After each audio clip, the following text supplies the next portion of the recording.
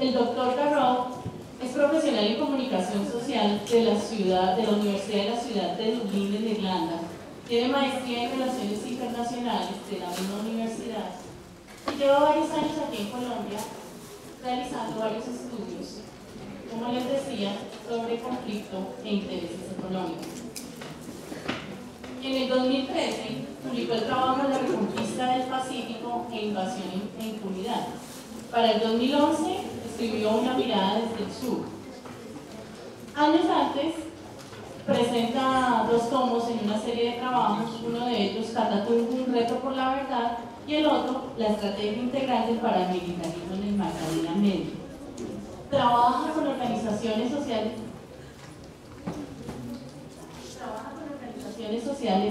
de base y también ha tenido un fuerte trabajo en torno a la minería en la región del Cauca.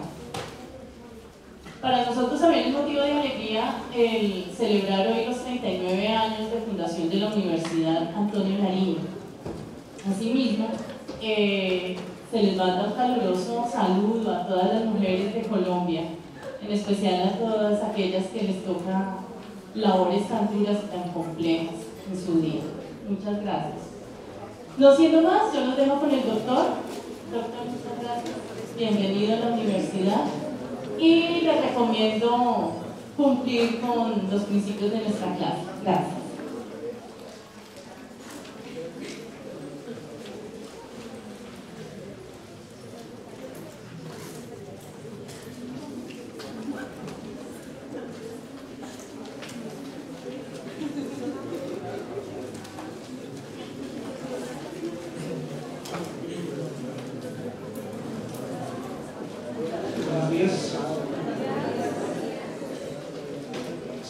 Quiero agradecer a la universidad la oportunidad para hablar del conflicto en mi propio país, el proceso de paz allá.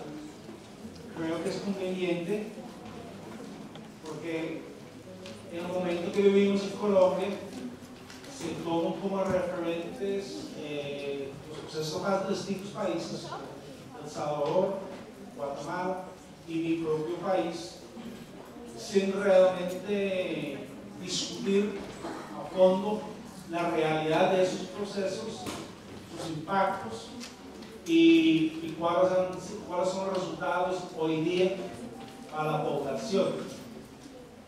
Y traen a invitados que generalmente presentan esos procesos como procesos exitosos, como procesos ejemplares, y aquí se da la idea de que Colombia puede ir por el mismo camino. Sin embargo, la mayoría de esos procesos son sumamente complicados. Los resultados no son tan positivos para la gente común como le gusta mostrar. Y hoy día pues, quiero abordar el proceso de mi propio país, hablarles de cómo fue y cuáles han sido los resultados, y también hablar de algunos conceptos políticos frente a esos procesos. Voy a hacer como 2 partes. Una primera parte, como la historia de mi país es desconocida aquí en Colombia y del proceso mucho más, quiero hablarles un poquito de la historia del país y su conflicto, con un propósito. A ustedes seguramente les han dicho que el conflicto en Irlanda era un conflicto religioso. Yo quiero quitar esa idea de sus cabezas. El conflicto en Irlanda no era un conflicto religioso propiamente dicho. Sin embargo, pues como por ejemplo, aquí existe un mito sobre el conflicto colombiano, fuera de Colombia y también en el país. Y el mito es que el conflicto colombiano es un conflicto de narcotráfico. Eso es la imagen que se da en el exterior. Es cierto que el narcotráfico ha influido en el conflicto. Eso sí que es cierto, nadie lo puede negar. No es por nada que el tema de los cultivos ilícitos sea tema de discusión en La Habana. Y en mi propio país también, esos mitos siempre tienen algún elemento de verdad. Y en términos de un conflicto religioso, tenemos ese elemento de verdad también. Hay un pequeño elemento que yo quiero explicarles cómo es eso y cómo fue.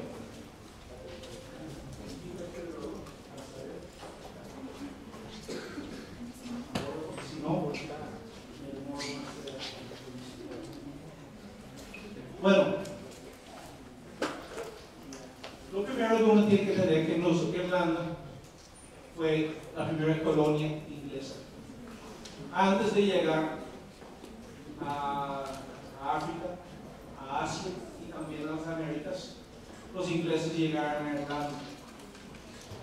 Fue un proceso lento de conquista, de hecho, fueron 4 siglos, poco a poco iban conquistando el país. La conquista de nuestro país no se diferenció de las conquistas que vinieron después en lugares como África y Asia. Contenía un alto grado de racismo y procesos de colonización. Pero los procesos de colonización no funcionaban por una sencilla razón que los colonos que llegaban se casaban con irlandeses, eran hombres y mujeres, adoptaban las costumbres de los irlandeses y su lengua. Porque en ese entonces teníamos una lengua propia que hoy día está pues muy reducida, pero en ese entonces teníamos una lengua propia antes de que los ingleses nos regalaran su idioma.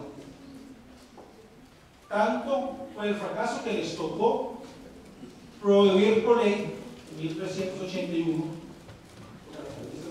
desde hace 8 siglos, en 1381 se prohibió casarse con irlandeses, adoptar sus costumbres y hablar su lengua, por ley.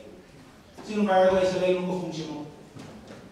Nosotros, a diferencia de los africanos y los asiáticos, somos de misma apariencia, se casaron, se siguen casándose, distinguieron el colono y irlandés, se volvieron complicado.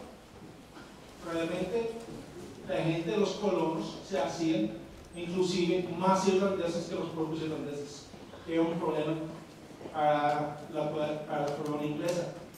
Sin embargo, hubo un hecho que cambió todo eso, que les permitió introducir una diferencia donde antes no existía. Y esa era la reforma de la Iglesia Católica y la Contrarreforma. Claro, cuando uno mira eso, se suele mirarlo como un tema religioso, pero de hecho no. La Reforma, si dejamos a Martin Lutero por fuera, la Reforma fue realmente un proceso político en Europa. Fue una cuestión de poder político en los países europeos. Más allá de las discusiones teológicas, las guerras no eran sobre si los puros pueden casarse o no, si la transubstanciación es real o no. Nadie murió en ninguna parte de Europa discutiendo esos temas teológicos. Fueron cuestiones de poder y mando del país y además cuestiones de propiedad.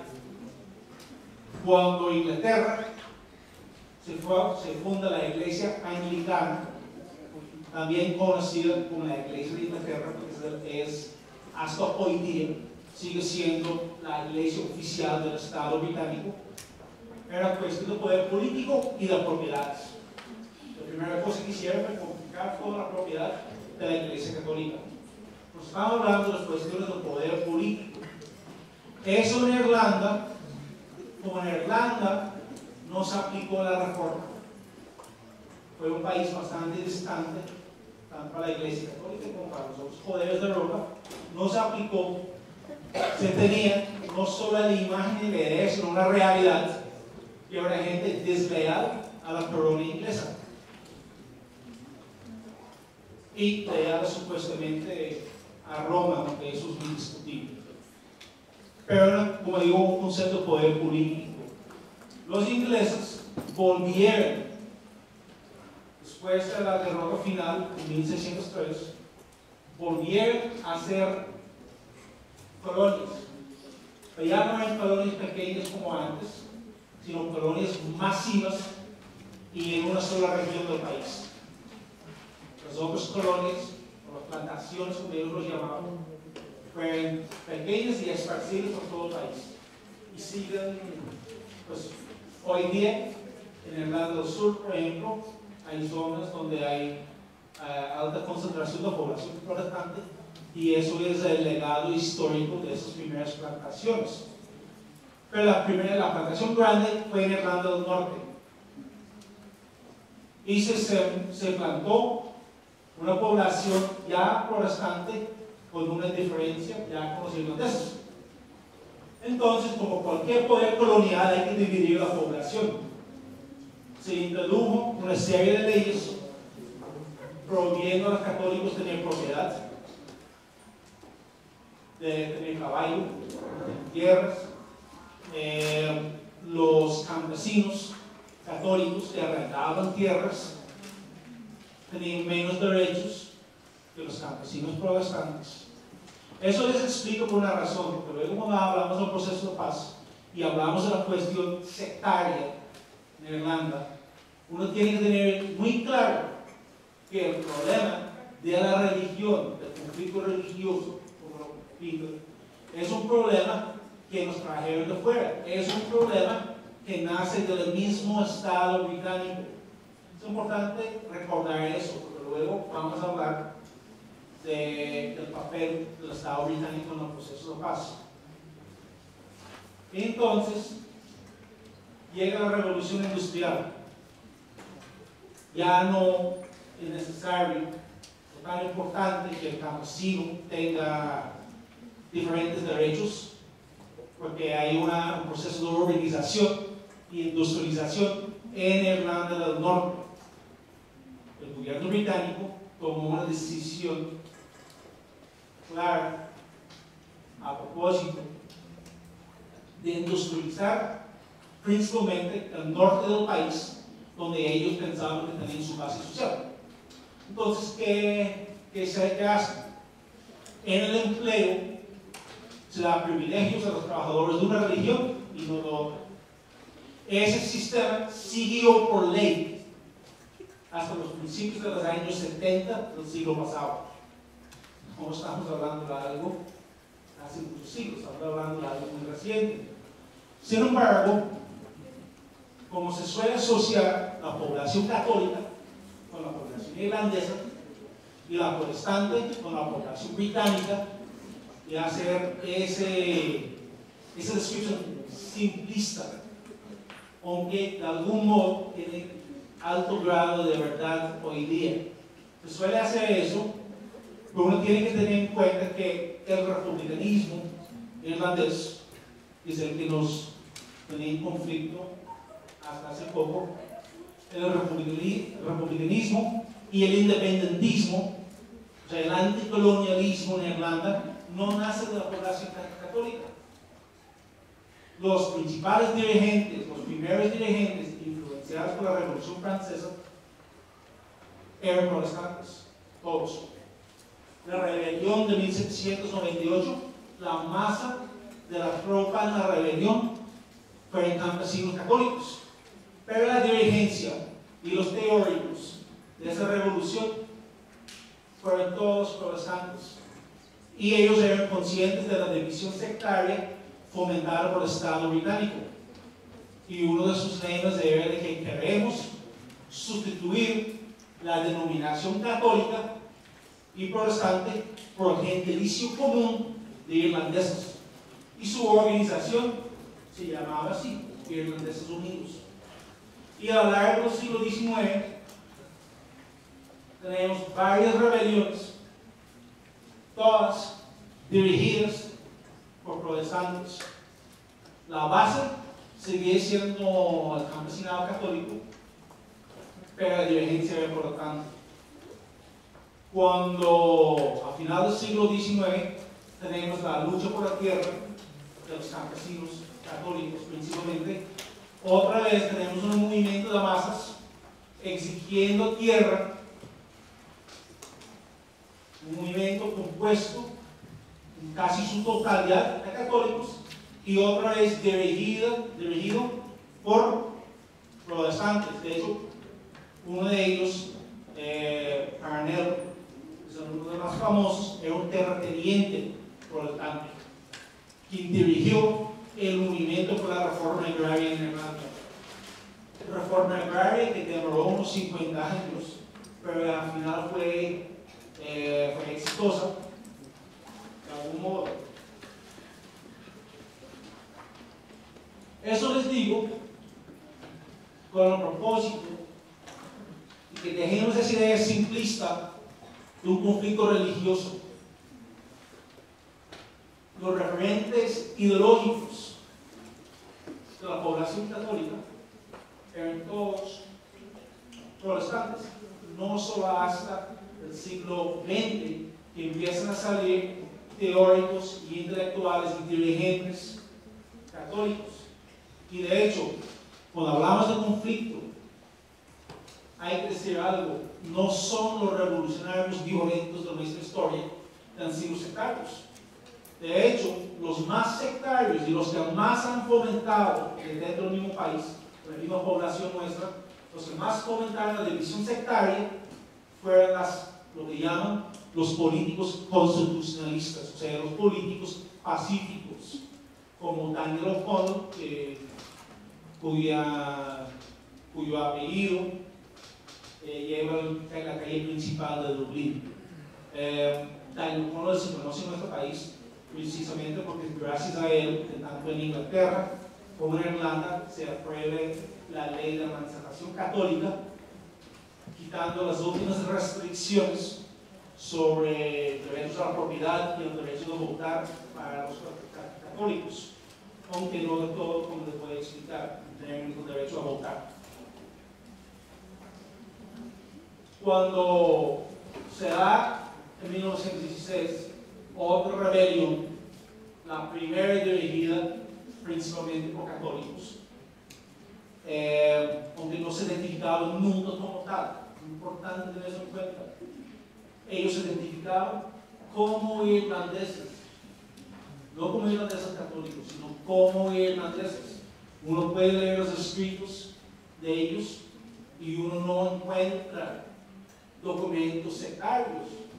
Eso a pesar de que uno de ellos, Joseph Mary Plunkett, fue un poeta de reconocimiento internacional, y cuando uno estudia poesía religiosa en el mundo angloparlante, él es uno de los poetas que se estudia a nivel mundial. A pesar de eso, que es un hombre muy creyente, muy practicante de su fe, tampoco en la rebelión de 1916 se identifica como católico, sino se identifica como irlandés. Luego de eso, se empieza una guerra de independencia de 1918 a 1921. Los ingleses casi pierden el país y proponen una división del país en dos. El IRA, así se llamaba en ese entonces también, un nombre de la organización de hoy día. El IRA negocia con los británicos y se divide el país en dos. ¿Cómo decidimos qué parte se queda con Inglaterra y qué parte queda como independiente? Pues es sencillo. El mismo gobierno británico hizo un conteo sectario. Cogieron la provincia de Ulster, que tiene 9 condados y una mayoría protestante, pero decidieron que la mayoría protestante en Ulster era una mayoría muy reducida, y que en pocos años, teniendo la tendencia católica de tener más niños que los católicos, que los protestantes, por lo menos en esa época, que en pocos años, pocas décadas, la mayoría de la población ya no sería protestante. Entonces dividieron hasta la misma provincia y tomaron 6 condados donde ellos calcularon que tenían una mayoría de 2 a 1. Esa mayoría ya no está así. Hoy día queda casi algo como 56% a 44%. Y el nuevo estado que se funda es un estado abiertamente sectario. En Irlanda del Sur se lleva a cabo una guerra civil entre los partidarios del acuerdo con Gran Bretaña y los opositores. Los partidarios, por supuesto, son los que ganan esa guerra civil, y es la ala más conservadora y la ala más reaccionaria del movimiento republicano. La Iglesia Católica, que era opositora a la independencia de Irlanda, opositora, la Iglesia Católica nunca estaba de acuerdo con la independencia irlandesa, llega a un acuerdo con el nuevo Estado. Sigamos como hemos seguido bajo el Imperio Británico. Ustedes nos entregan dos cosas: salud. Sí, soy consciente que aquí hay mucho médico y enfermero. Salud. Y hasta hoy día la mayoría de los hospitales en Irlanda son manejados por órdenes religiosas. Y cuando no, el comité, yo no sé si ustedes tienen aquí comités de ética en los hospitales, pues los comités de ética tienen curas católicos en algunos casos, y en otros casos protestantes, que el hospital principal de maternidad en Dublín es un hospital protestante, y su comité de ética está conformado por religiosos protestantes. Salud y educación lo que pidieron, y eso lo controlan hasta hoy día. No solo ellos entregan las escuelas a la Iglesia Católica, y en algunas zonas, esas viejas zonas de las plantaciones, a las iglesias protestantes. Y hasta hoy día, como ya Irlanda vivió una fase de inmigración, no emigración, inmigración, hay inclusive escuelas islámicas, todas financiadas por el Estado. O sea, la educación pública en Irlanda es financiada por el Estado, pero manejada por las iglesias católicas y protestantes. Pero en la legislación en Irlanda no hubo una discriminación contra la población protestante como tal. En Irlanda del Norte, sin embargo, el nuevo Estado es abiertamente sectario.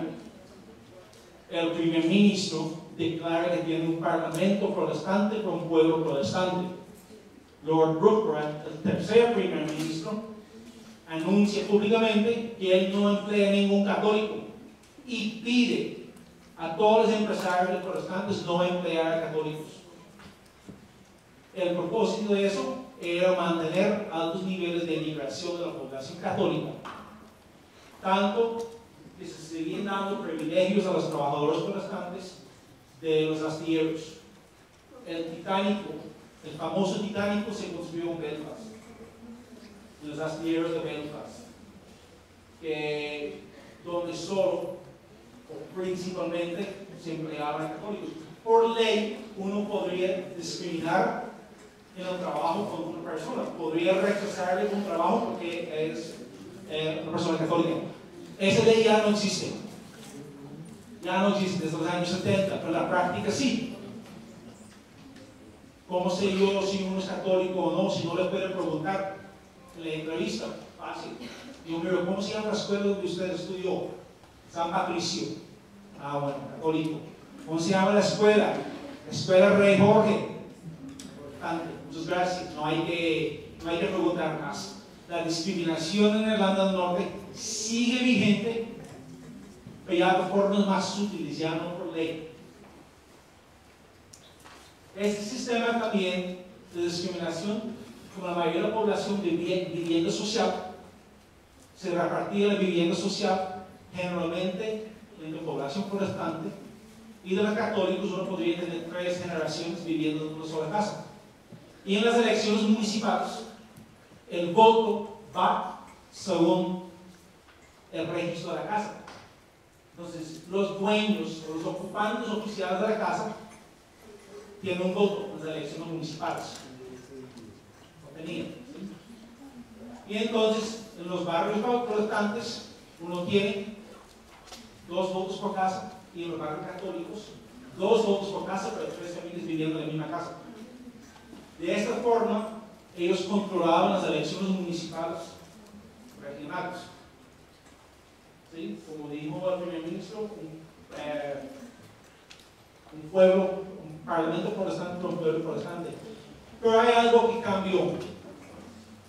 Como les dije, que hablando sobre la educación, está en manos de las iglesias. Después de la Segunda Guerra Mundial, hay un pacto social en Gran Bretaña. Ese pacto social da la educación gratuita hasta universitaria a todo aquel que lo quiera. Y empiezan a estudiar. Se forma una generación de católicos y ahora estudiantes universitarios que salen de la universidad y no pueden trabajar porque les discriminan, no le dan puestos de trabajo por su religión, de ser practicantes o no. No es una cuestión de si usted va o no va a misa, usted está bautizado o no bautizado, usted vive en un barrio católico o no, donde estudió. Esa gente toma como referente el movimiento por los derechos civiles en Estados Unidos, de los negros. Inclusive hasta adoptan las mismas canciones y las mismas tácticas. Fundan el movimiento por los derechos civiles. Empiezan a hacer ocupaciones de casas, empiezan a hacer marchas. Son ciudadanos británicos, porque pertenecían al Reino Unido, exigiendo los derechos civiles que tienen los ciudadanos británicos en Gran Bretaña por ley. Están pidiendo la extensión de esos beneficios o derechos a ellos mismos. ¿Cuál fue la reacción del Estado? Dos cosas. Se fundan los grupos paramilitares en el año 75, antes del conflicto.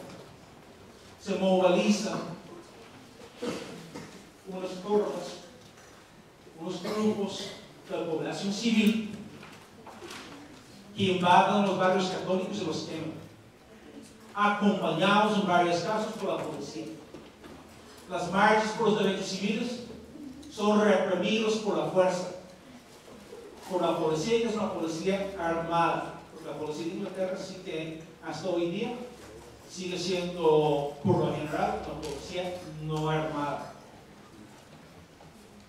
En medio de esas invasiones renace el IRA como una organización de defensa de esos barrios.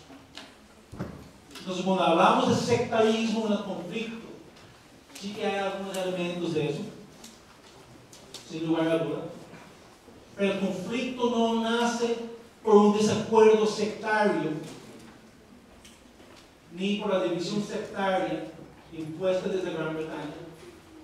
El conflicto renace porque el Estado respondió con fuerza ante las exigencias por los derechos civiles de la población católica. En el año 69, la inestabilidad llega al punto que tiene que mandar al ejército británico como fuerza de ocupación y para restablecer el orden. Eso es como llegamos nosotros a un conflicto armado en Irlanda. Es un conflicto urbano por lo general. ¿Sí? No estamos hablando de organizaciones guerrilleras que disputan territorio o controlan territorio. ¿Sí? No estamos hablando, no hay nunca, y nunca hubo, bueno, no hay zonas donde el ejército británico no entraba, ni la policía. Sí que hubo unas zonas liberadas, como le llamamos, en las ciudades de Belfast y Derry, donde la policía y el ejército no entraban. Esas zonas, un operativo militar, se llama Operación Motorman, el ejército británico entró, desmontó las barricadas y al líder le tocó replegarse. Pero como digo, estamos hablando de un conflicto que nace de dos cosas. Uno es una división sectaria impuesta desde el Estado británico, no desde nosotros. Y lo otro es la reacción de ese mismo Estado ante una campaña por los derechos civiles.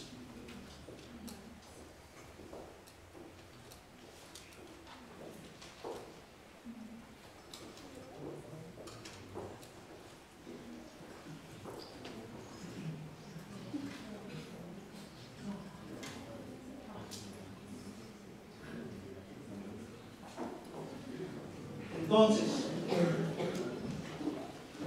nuestro conflicto armado, como dije, es un conflicto urbano. Sí que hay episodios sectarios de ese conflicto, pero por lo general, la población católica definía el conflicto como un conflicto político, porque ve un Estado que promueve divisiones sectarias, discriminación sectaria, y un Estado que responde ante los reclamos por justicia con violencia. Eso hoy día, y les voy a explicar ahorita, gracias al proceso de paz, hoy día casi todo el mundo define el conflicto en términos sectarios, incluyendo ya la población católica. Hubo un tiempo en Belfast que cuando un barrio católico se pinta un graffiti sectario contra los protestantes, los mismos vecinos salían y lo tapaban, porque eso no concordaba con su visión de la sociedad. Hoy día, cuando aparecen pintadas sectarias, esa actitud de la población se ve menos. No es que haya desaparecido, todo se ve menos. Luego les explico por qué. En 1994, el IBE declara un alto el fuego y se empieza un proceso de negociación. A los 4 años, hay que tener en cuenta que estamos hablando de 4 años, que aquí en Colombia, cuando habla de proceso de paz, todo el mundo quiere que se hagan 2 semanas. Aunque mirando el contenido de los acuerdos de La Habana, yo tengo una pregunta de por qué demoraron tanto. Sus acuerdos no son tan detallados que se requiere tanto, pero el hecho es que el proceso fue de 4 años para firmar el acuerdo. Su implementación duró varios años más. Cuando se firma el acuerdo en 98, el IRA no se desmobiliza, tampoco entrega las armas. La entrega de las armas demoró varios otros 4 años. Ese acuerdo es un acuerdo sumamente problemático. Primero, el acuerdo absuelve completamente del Estado británico de su papel histórico en el país. El acuerdo dice, palabras más, palabras menos, que hay un conflicto sectario y que el Estado británico está allí porque es un Estado benévolo y quiere mantener la paz entre, no lo dicen en estos términos, pero esto es la implicación, entre 2 tribus de salvajes que no saben convivir. Y ellos no tienen ningún interés propio de estar en Irlanda, sino a salvarnos a nosotros de nosotros mismos. Y el acuerdo monta un parlamento. Y hay que decir que el parlamento regional de Irlanda Norte fue derrocado en 1972.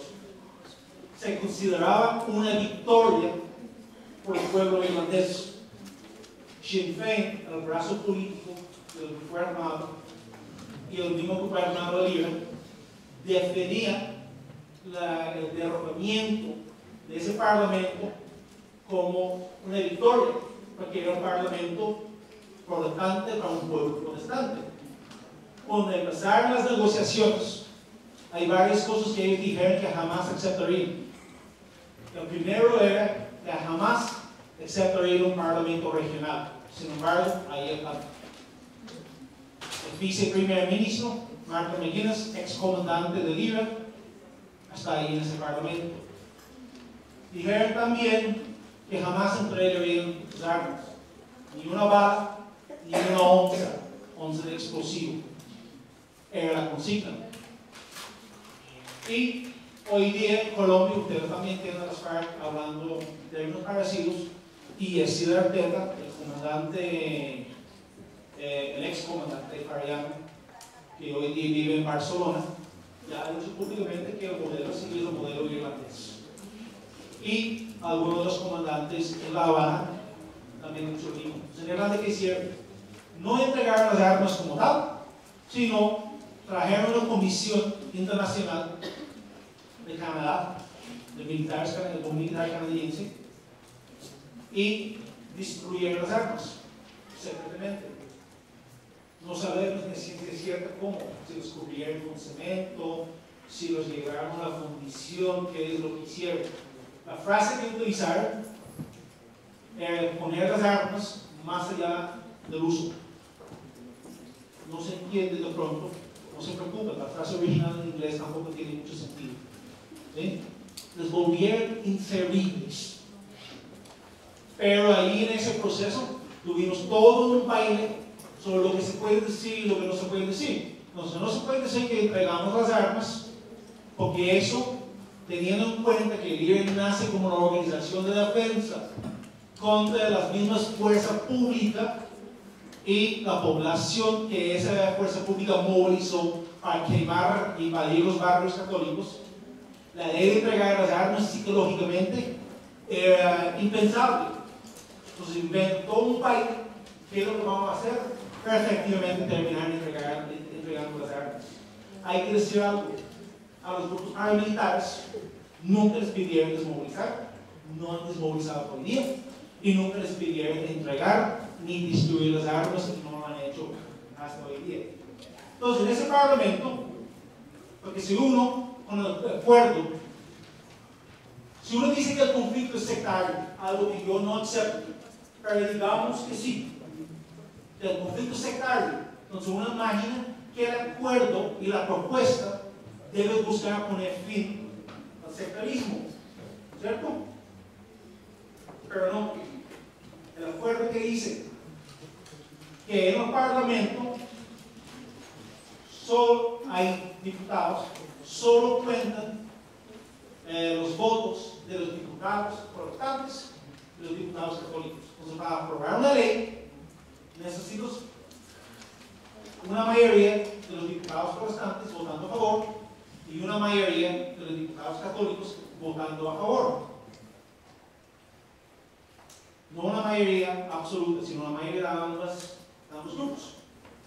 Digamos, si hay un diputado que se declara socialista, por ejemplo, y dice: yo no represento ni unos ni los otros, yo represento las clases populares, por ejemplo, su voto en el Parlamento no cuenta, solo cuentan los votos de los que se declaren de un bando o el otro. Cuando llegamos al reparto de dineros públicos, el dinero público también se reparte en esos términos. El proyecto representa a cuál religión, a tal, listo, aquí está la plata, a tal otra, aquí está la plata. Pero si uno dice: no, no representamos a nada de eso, no le dan el dinero. A los grupos paramilitares, porque se montaron un montón de ONGs después del acuerdo, y los grupos paramilitares montaron sus ONGs también, y hoy día siguen siendo financiados por el gobierno británico. Entonces se introducen y se institucionaliza de nuevo la división sectaria. Entonces, el derecho a la vivienda, el derecho a subsidios, a proyectos para la comunidad, depende de si los que están pidiendo el proyecto se declaran de un bando o otro. Y uno puede decir: bueno, pero realmente eso tiene importancia, que definimos el conflicto en esos términos, que decimos a la gente. Pues tiene una cosa: nos condenan para siempre más estar divididos entre católicos y protestantes. Si uno propone algo que no sea sectario, uno está haciendo un atentado contra las instituciones montadas como parte del acuerdo de paz. Pues yo digo: no, yo soy socialista, yo no represento a protestantes ni católicos, sino a las clases populares. Eso es un atentado contra las instituciones del acuerdo de paz. No es por nada que hoy día Irlanda del Norte es más sectario que antes. Entonces, en ese acuerdo nos prometieron varias cosas. Fin del conflicto armado. Eso sí que pasó. Pero como conflicto armado, porque la mayoría de sus víctimas eran civiles, porque era un conflicto donde se utilizaban técnicas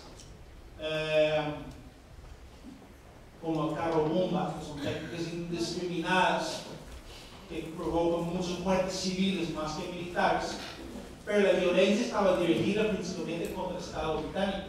Ese era el propósito. Si no estoy de acuerdo con eso o no, el propósito era presionar al Estado británico mediante la violencia. Esa violencia terminó.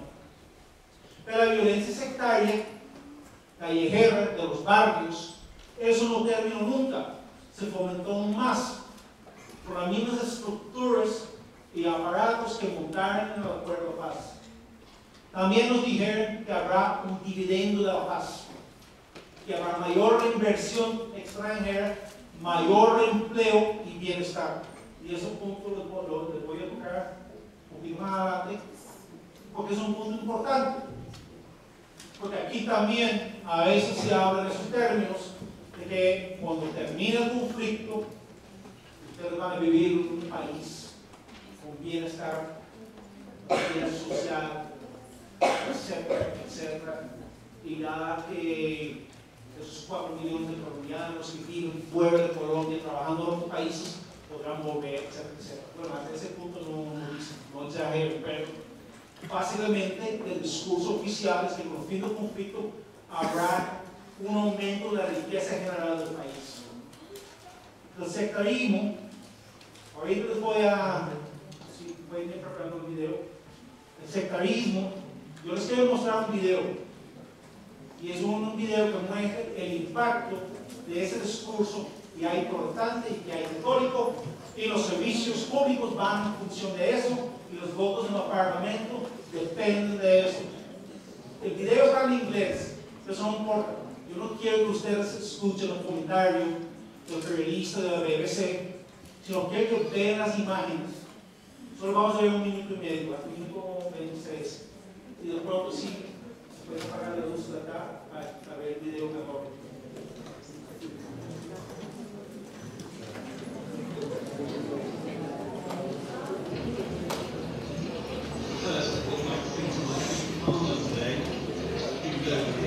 Children were surrounded by the debris of overnight rioting. And a few loyalist protesters, slow hand clapping instead of jeering. But within seconds, the mood darkened. First, some loyalists in a side street threw rocks into the children's bar. The second children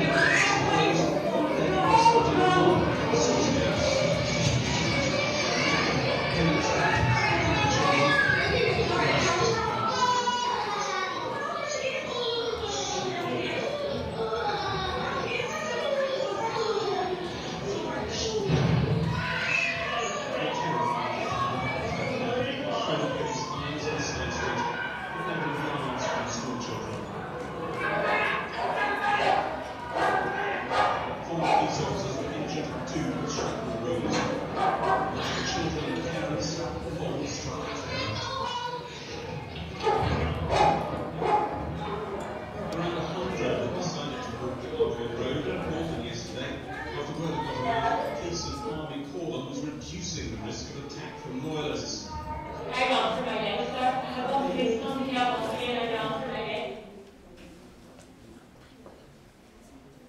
Un proceso técnico un poquito ya con el video. ¿Se ve bien o no?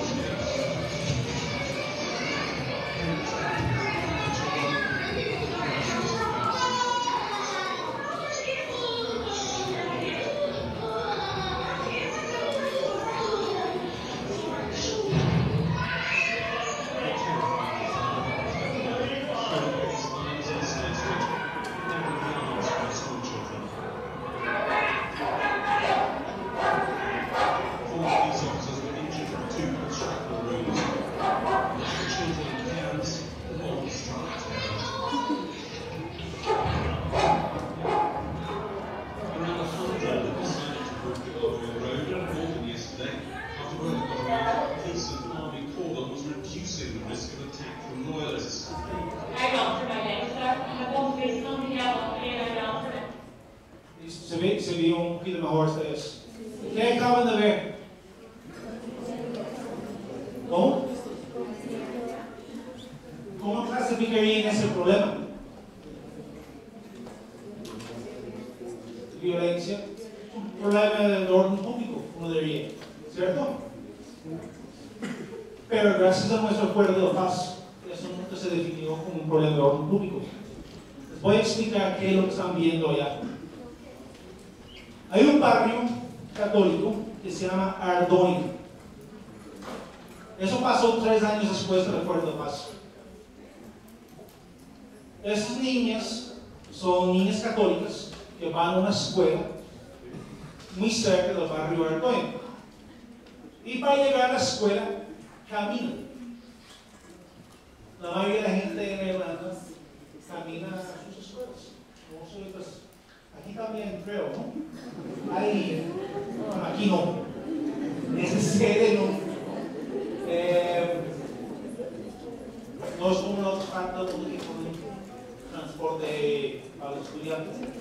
Generalmente uno estudia a poca distancia de donde vive. Uno camina. Entonces esos niños viven en su barrio y caminan a su escuela, que quedaba 500 metros, algo así. Para llegar a la escuela, suben una calle donde en un lado hay un barrio protestante que se llama Glen Green. Los grupos paramilitares movilizaron a la gente de ese barrio para atacar a las niñas cuando iban a la escuela. Ustedes ven allá y lo que escucharon la papa explosiva, ¿no? Son un poquito más potentes que las papas explosivas que uno tiene costumbre de escuchar o ver en Colombia. ¿Sí? Las niñas en la escuela le lanzaban papas, les lanzaban globos llenos de orina, les gritaban y les escupían. Entonces la policía acompañaba a las niñas a la escuela, sin sacar a la gente que estaba tirando las piedras, las bombas y los globos de orina. Ellos quedaban a poca distancia. Ustedes llevan más distancia de mi persona, aquí en la primera fila, que esos manifestantes de las niñas. No es el problema del orden público. Quiten a esa gente de medio y dejen que las niñas caminen. Pero nuestro proceso de paz definió el conflicto como un conflicto sectario. Dijeron que hay 2 tradiciones, la protestante y la católica.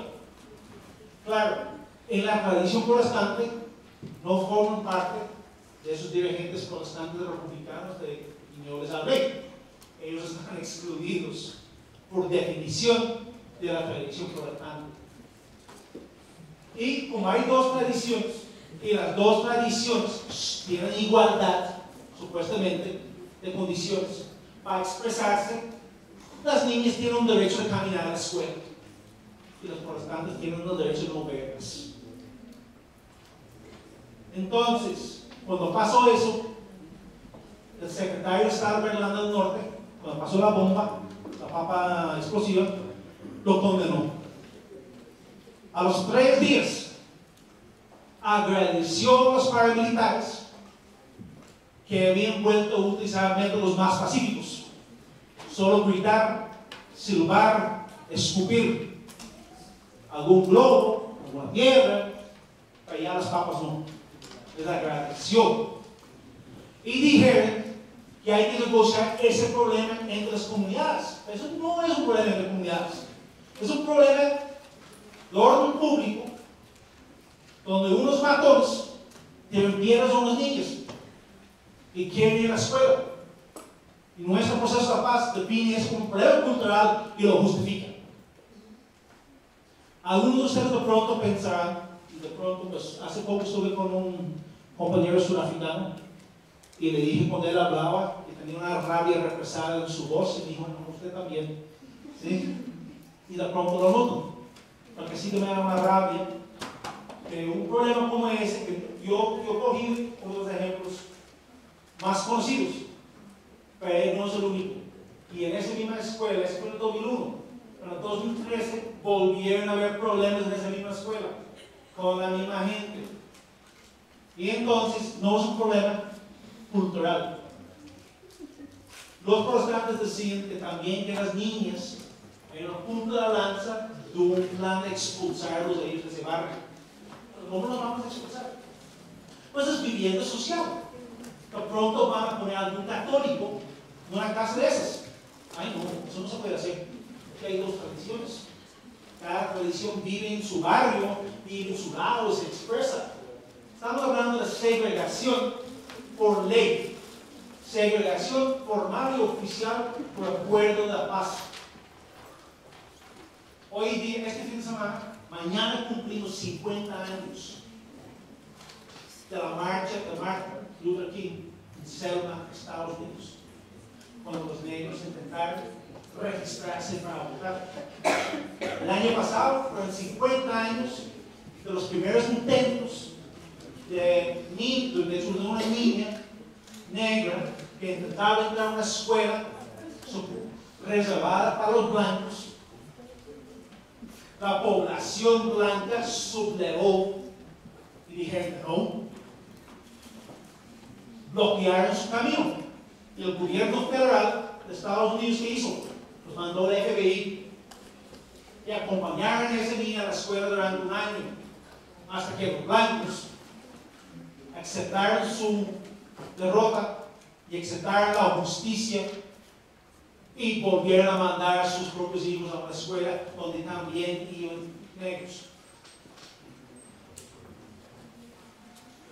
Pero en Irlanda, 50 años después, aceptamos la división como algo justificado.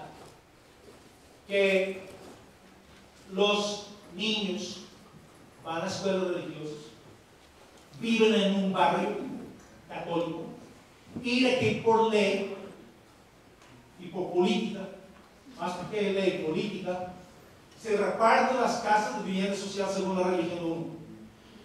Si yo propongo que mezclemos un barrio,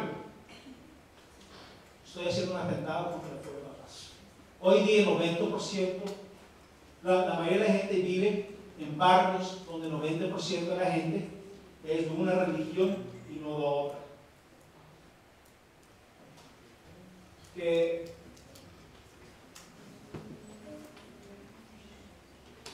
esas, como digo, ese de lo que vieron ya no es algo que sale.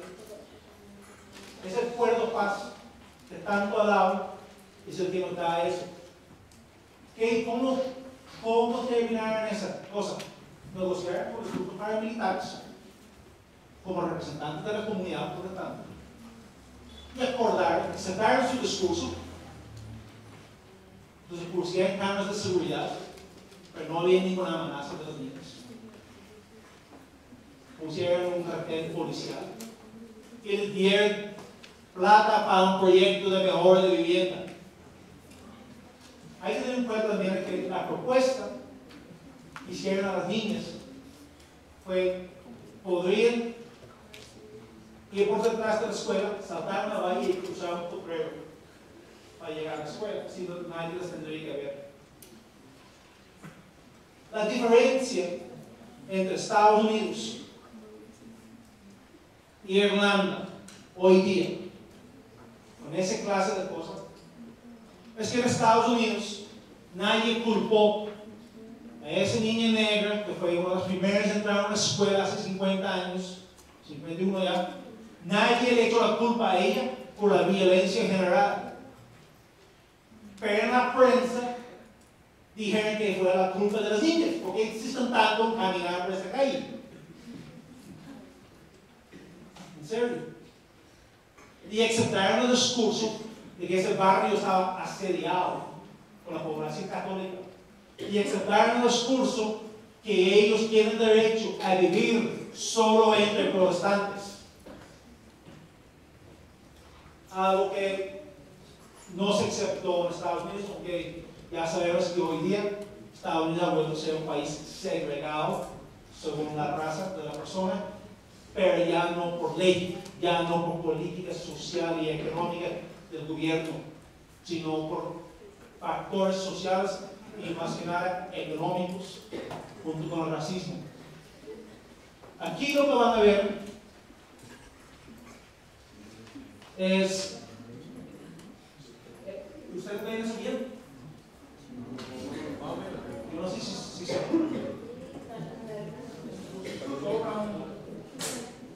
unos segundos, ¿sí? ¿Lo ven ahora ya? Sí. Listo. Esto acá es un muro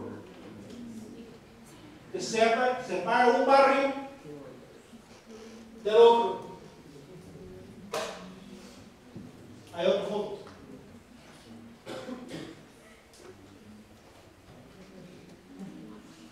Aquí, las puertas de metal cerrando una calle. Esos se cerraron durante el conflicto, porque los grupos armados podrían hacer un atentado y salir en un carro hacia un barrio más seguro para ellos. Entonces, pusieron esas puertas que a veces se abrían, a veces no. Hoy día siguen cerradas muchas, la mayoría, y con alambre. Siguiente. Eso es lo que ven aquí. Es un muro que separa un barrio del otro. Eso es hoy día, eso es después del acuerdo de paz. Esos muros existen desde el conflicto. Cuando se firmó el acuerdo de paz, no se desmontaron, inclusive se seguían construyendo y mejorando. Y hoy día, ahí siguen. La última foto. Inclusive, como ven aquí que el barrio es un poquito más bonito, inclusive los barrios bonitos, puede ser de la clase media, no les habla de nada.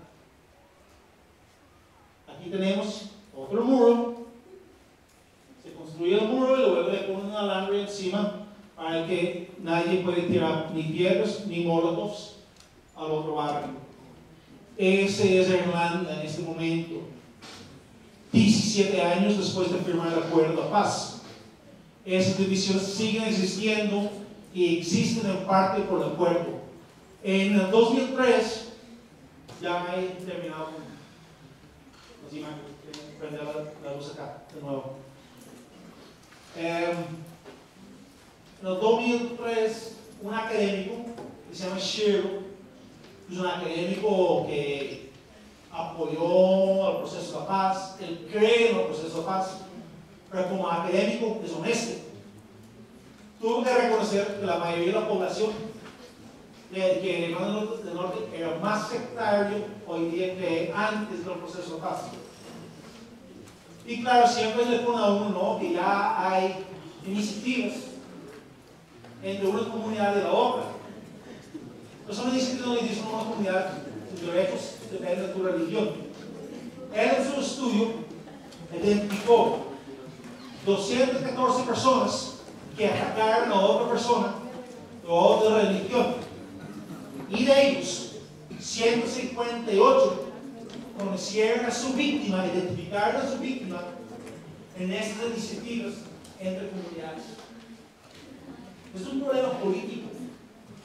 Cuando tú dices a una persona que tus privilegios en la sociedad dependen de tu religión, por supuesto, eso entonces la religión se vuelve importante. Es como decir que si su raza o la nacionalidad, como sea, es el factor determinante en todo, pues por supuesto se comete esa división y sectarismo. El último cosa que les dijeron era lo de la dividiendo la paz, la economía, y eso es más importante para ustedes, porque aquí están diciendo lo mismo y hay mucha gente muy esperanzada con eso. Y hay que decir que en Irlanda también mucha gente con muchas esperanzas en eso, porque los procesos de paz a nivel mundial tienen una cosa común. Todos lados generan esperanzas y expectativas que nunca se cumplen. No hay ni uno, ni siquiera el de Sudáfrica. Hoy día los negros en Sudáfrica viven peor que durante los años del apartheid. No me escuchan a mí, escuchan las cifras del Banco Mundial, del Fondo Monetario Internacional, del propio gobierno, de la OMS, ¿sí? Etcétera, etcétera. Hace un par de años, un académico que se llama Knox hizo un estudio sobre el impacto económico. Yo voy a terminar ya en unos 5 minutos, ya. No voy a demorar mucho más. Hizo un estudio sobre el impacto económico y vio que de los 20 distritos más pobres de Irlanda del Norte, 16 son distritos católicos. De los católicos hoy día ya casi son 50% de la población. El suicidio ha duplicado desde la firma de la paz. Aumentó de 8 por 100.000 habitantes a 15 por 100.000 habitantes. Se duplicó la tasa. Hay unas zonas, 36 zonas que llamaban zonas de renovación. Él miró en esas zonas y concluyó que la pobreza ha aumentado. Son las zonas que eran las más conflictivas, donde hubo más atentados, más muertos durante el conflicto. Que en el 99, 14% de la población dependía de subsidios sociales del Estado por enfermedad o discapacidad. Hoy día, 19% de la población depende de subsidios del Estado por enfermedad o discapacidad. Y uno, en el barrio más simbólico del conflicto, de Falls Road, en el oeste de Belfast. Falls Road es una calle larguísima, como la séptima. Barrios, una zona, barrio católico, era el epicentro del conflicto. Uno de cada 4 personas en ese barrio hoy día dependen del subsidio social en general, no solo por enfermedad. ¿Sí? No ha habido, Knox concluye, y hay que decir que es un académico que apoya el proceso de paz, que cree en el proceso de paz, pero como académicos honestos dicen, eso no funciona, el dividendo de la paz. Eso a ustedes les podría pasar. Las elecciones de Irlanda no son muy alentadoras, ¿no? Que si miramos por ejemplo de El Salvador, que es otro ejemplo aquí que se cita, en 1992, cuando se firmó la paz, El Salvador recibió $694 millones en remesas desde el exterior. Para 2002, eso llegó a 1.954 millones. Para 2012, $3.927 millones en remesas desde el exterior. Su economía no ha mejorado. Colombia, en la misma época, va de 641, casi lo mismo, a 4.123 millones. La diferencia es que la población de El Salvador son 6.3 millones de habitantes. La población de Colombia son 44 millones. El nivel de remesa, en términos absolutos, es casi igual. En el mismo lapso, 2,5 millones de personas salieron de El Salvador. Tasa de desempleo de 50%. De los que trabajan, 60% son informales, sin seguridad social ni pensión. Y 60,000 jóvenes pertenecen a pandillas. Eso es el dividendo de la paz también en El Salvador. ¿Cuál es la conclusión? ¿A dónde voy con todo eso? En los procesos de la paz, te montan un discurso frente al fin del conflicto, que el conflicto armado se acaba. Generalmente, eso es la verdad, que el conflicto armado acaba.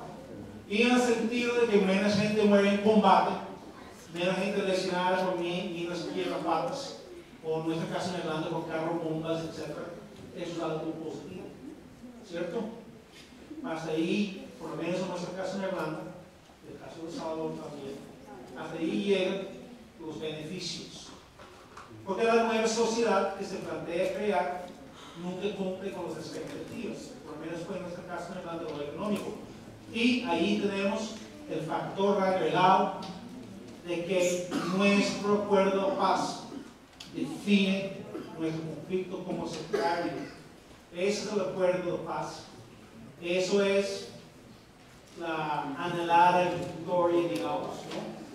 Que 2 siglos después de que se propuso un protestante reemplazar la denominación católica y protestante por el gentilicio común de irlandés, eso no solo es un sueño lejano, el mismo acuerdo de la paz lo descarta como algo posible y como algo deseable. Por eso lo dejo. Muchas gracias por su tiempo. Si tienen preguntas, discrepancias, quieren contribuir lo que he dicho, porque todo lo que he dicho es perfectamente discutible y controvertible, ¿sí? Yo sí que creo que tengo la razón, pero eso ya es otra cosa. Siempre se puede discutir.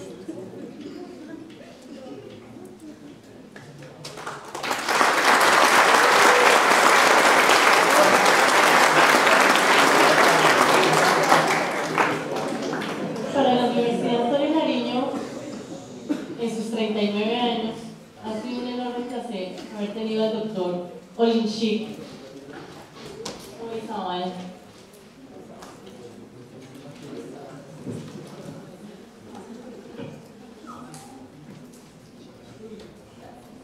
Para la Universidad Antonio Nariño ha sido un enorme placer haber contado hoy sábado 7 de marzo con la presencia del doctor Carol Olinchik.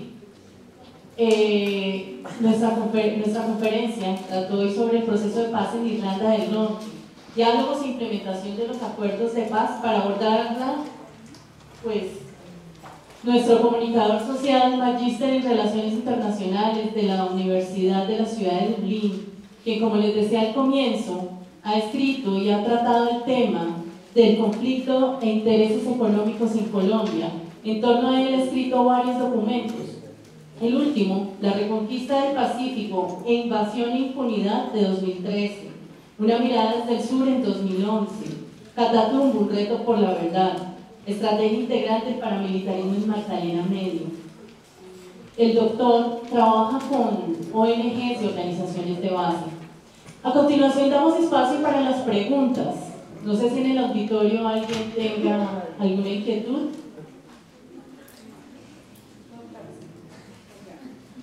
Entonces damos paso a las preguntas de las regiones.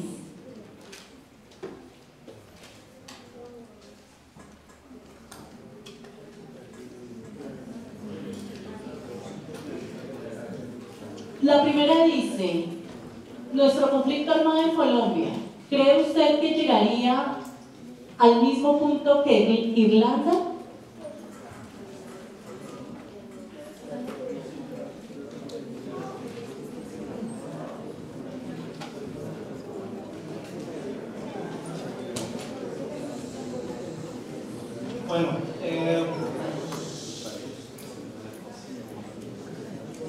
Bueno, pregunta 1 y 2 van juntos, porque pregunta 2 también es: ¿qué retos tienen los irlandeses por superar luego de aceptar que los acuerdos han logrado el fin del conflicto armado, pero no el fin de los conflictos sociales, ¿no?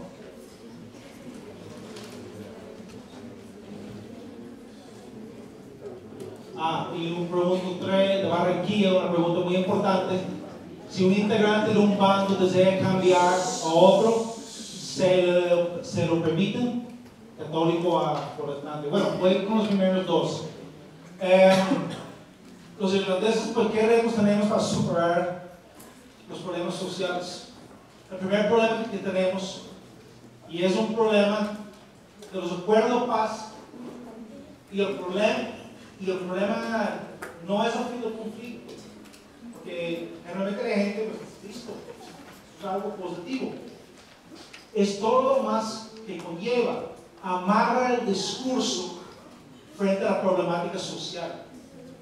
Entonces nosotros estamos, cada vez, si alguien propone algo, si no acepta ese discurso del entorno de que estamos divididos entre católicos y protestantes, si no se ese discurso, atenta contra los acuerdos de paz. Eso es muy difícil de superar. Cuando se firmaron los acuerdos, los críticos fueron bien pocos. Hoy día hay más gente crítica, inclusive en el mundo académico. En el mundo académico no hubo crítica alguna cuando firmaron los acuerdos. Las críticas llegaron muchos años después. Hoy día ya pues, uno puede leer documentos críticos en ese proceso, pero en su momento no. Es una cosa que estamos haciendo hoy día, después de 17 años. ¿Eso qué significaría acá? Como va con la primera pregunta, que ustedes van a tener el mismo problema para resolver las problemáticas sociales que tuvimos en Irlanda y que tuvieron en El Salvador y Guatemala, que son países mucho más parecidos, digamos, que Irlanda. Guatemala tuvo un conflicto armado desde finales de los años 50 hasta el año 96. Hoy día el mapa de la violencia en Guatemala es igual que el mapa de la violencia durante el conflicto. Pero en Guatemala cada semana se siguen matando dirigentes sociales. ¿Dónde? ¿Qué? En zonas de proyectos minero-energéticos. Siguen matando a dirigentes sociales que se oponen a la minería y que se oponen a las hidroeléctricas. Tengamos en cuenta que estamos en un país viviendo la desdicha de la llamada locomotora minero-energética. Entonces, eso podría volver a pasar acá, porque igual que en Irlanda, igual que en El Salvador y Guatemala, se redefine el conflicto. Si ustedes leen el acuerdo agrario que han publicado, es un corredor, se habla de un fondo de tierras. No se habla de una reforma agraria. El fondo de tierras será nutrido por tierras donadas, algunos baldíos de la nación, no sabemos ni cuántos ni dónde, porque el propio Estado no tiene claridad de cuántos baldíos hay y dónde, salvo los baldíos que han entregado a las empresas como Cargill y los ingenios en los llanos. Y se nutre también de las tierras incautadas al narcotráfico. Primera cosa, los baldíos de la nación son de la nación y son del Estado para entrar a campesinos. Eso ya es algo existente. La Dirección Nacional de Estupefacientes tiene la obligación actual de incautar los bienes de los narcotraficantes y darles un uso social. Eso ya es ley en el país. Que se hace es otra cosa. Siempre están en el poder, siempre están entregando tierras a terratenientes. ¿Sí? Pero la legislación está. Pero la cosa es que cuando fundaron las FARC y ELN en el 64, no había narcotráfico. Pues ya estamos discutiendo el problema de la tierra como si fuera un problema de las tierras ocupadas por narcotraficantes. Pero no es cierto. Simplemente no es cierto. El conflicto no nace por eso y no se soluciona por eso. ¿Qué han hecho? Han redefinido el conflicto. Entonces, ¿cuáles son las posibilidades de ustedes de superar sus problemas sociales? Realmente es una especulación militar. Pero lo que uno sí que podría decir, y ahí es no repetir el error de Irlanda, es que desde el principio los movimientos sociales tienen que sentir que no están obligados de cumplir con los términos de esos acuerdos. O sea, que el movimiento campesino puede exigir tierras que sean distintas a las tierras de los narcotraficantes, que sean distintas a las tierras de los baldíos de la nación en Pichara y otras partes. También pueden exigir que haya una reforma agraria. El temor es que no lo hagan, porque en El Salvador, el farabundo Martí, y eso sí que no va a pasar aquí, no van a llegar a ser gobierno acá, pero el farabundo Martí ya lleva 2 temporadas como gobierno. Y la reforma agraria no figura en su plataforma política de El Salvador, porque no estaba realmente en los acuerdos de paz. Entonces, ese es el peligro, digamos. ¿Podemos subir para los preguntas?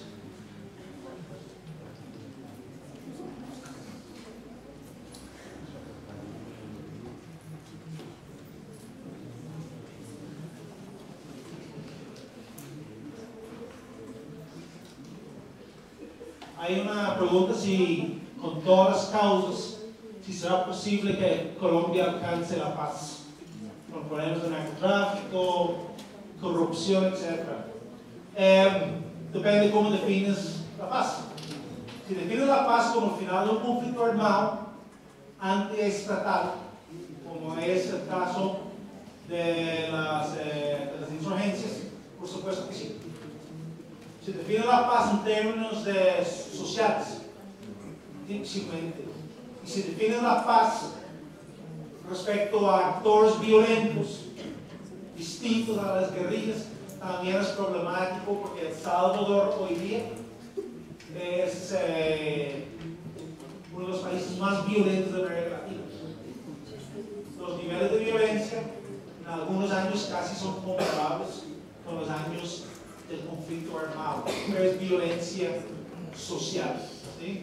Sudáfrica vivió lo mismo. Sudáfrica tiene la tasa de homicidios más alta del mundo. Entonces, yo no sé, pero a propósito de la ponencia mía, no es decir si ustedes pueden o no pueden alcanzar la paz. Es decir, que el acuerdo de paz arregla unas cosas, pero no otras.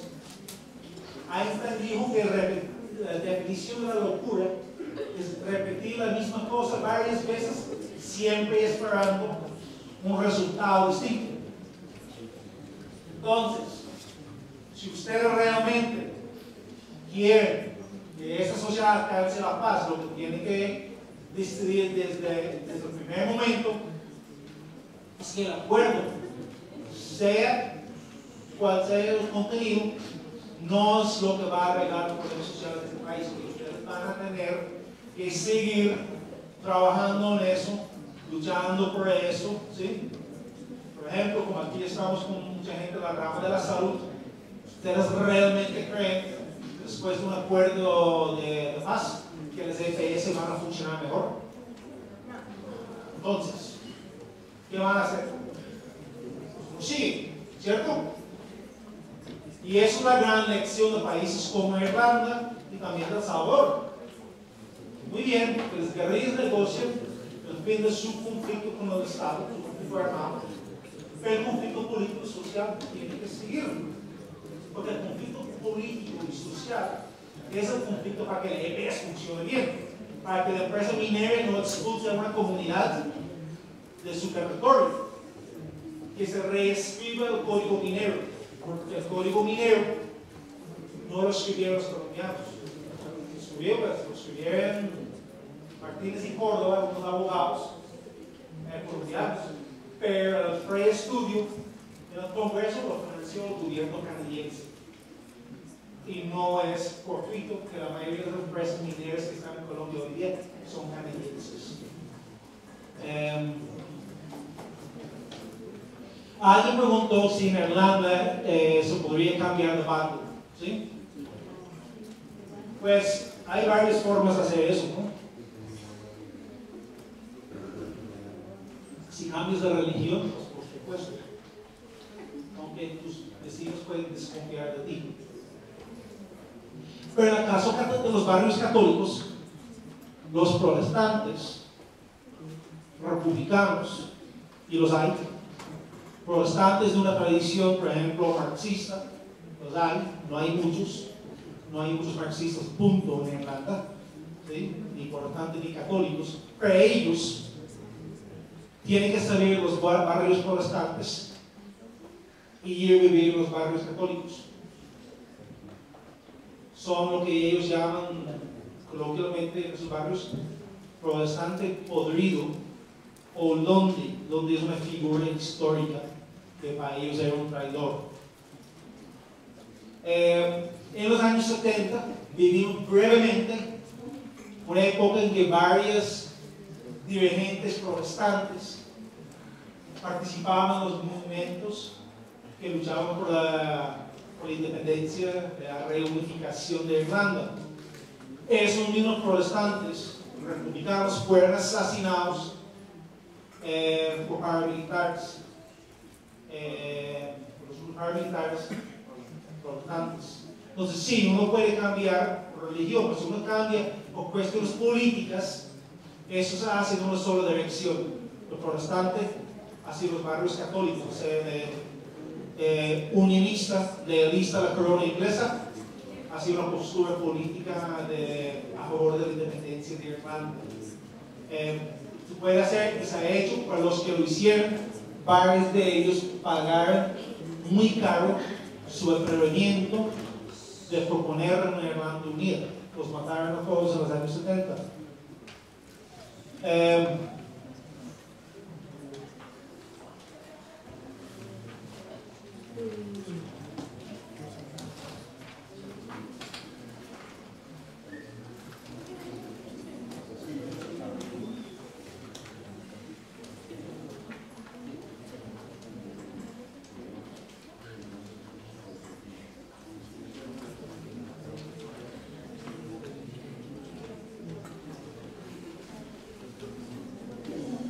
Hay una pregunta aquí que si el conflicto en Irlanda es sectario de clase política. Yo creo que lo que le estaba explicando hace tiempo es que es un conflicto político, pero como todo tiene ese elemento sectario impuesto por el mismo Estado británico, ¿no?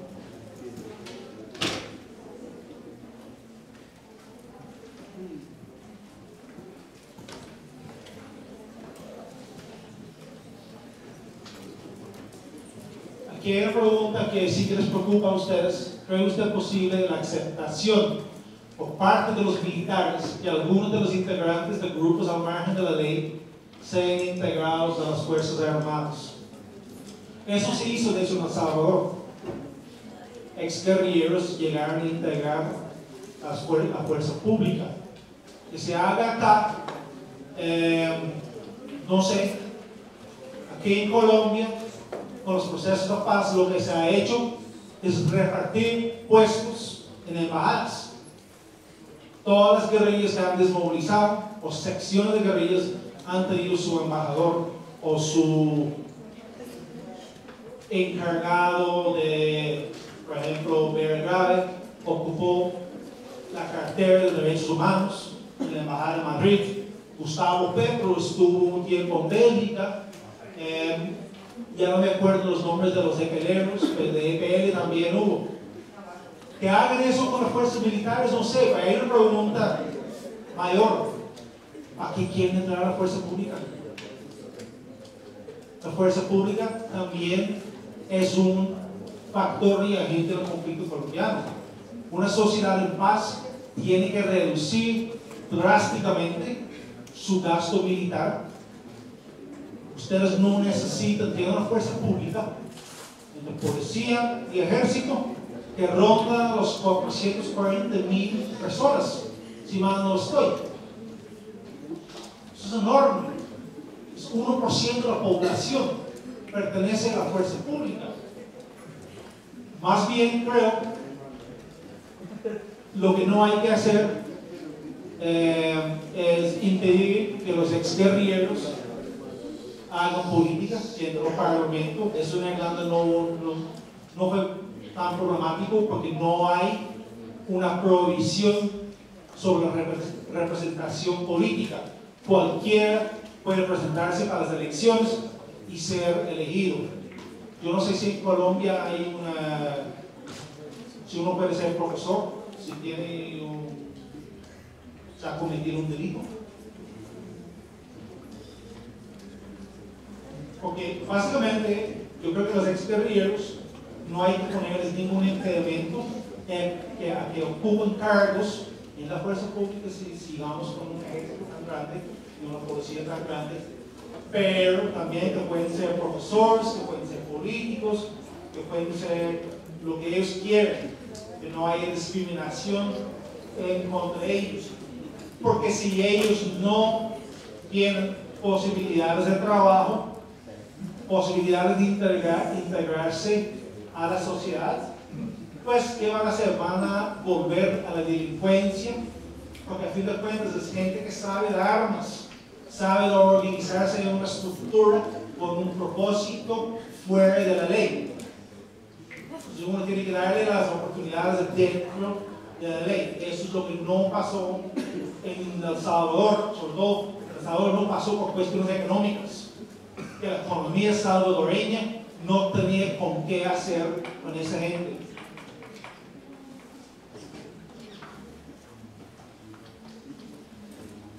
Y otra vez pregunto cómo veo el futuro de paz en Colombia. Pues lo veo mal, realmente. El fin del conflicto sí, pero como aquí se dijo antes, yo trabajo mucho en el tema minero con comunidades en Cauca, incluyendo algunas comunidades indígenas. Y ustedes tienen un problema con un código minero que permite a las empresas expulsar comunidades. Eso incluye inclusive las comunidades indígenas y las comunidades negras. Existe un mito que tienen derecho a la consulta previa. Sí que lo tienen, pero la consulta previa en Colombia no es vinculante. Entonces la pueden consultar. Si la comunidad dice que no, prevalece lo que dice el Ministerio de Minas. Entonces cuando tienen legislación de ese estilo, la paz entendida en un sentido mucho más amplio que el conflicto armado, el fin del conflicto armado, la paz en Colombia va a ser un logro muy difícil, inclusive, y es muy problemático, cuando hablamos de cómo van a financiar los proyectos de la paz. Dicen que lo van a financiar con la renta minero-energética. O sea, que van a financiar la paz con un factor que genera conflicto social. Entonces, lo veo como complicado. Yo no sé si hay preguntas aquí en el auditorio. ¿No? ¿Listo? Bueno, pues muchas gracias.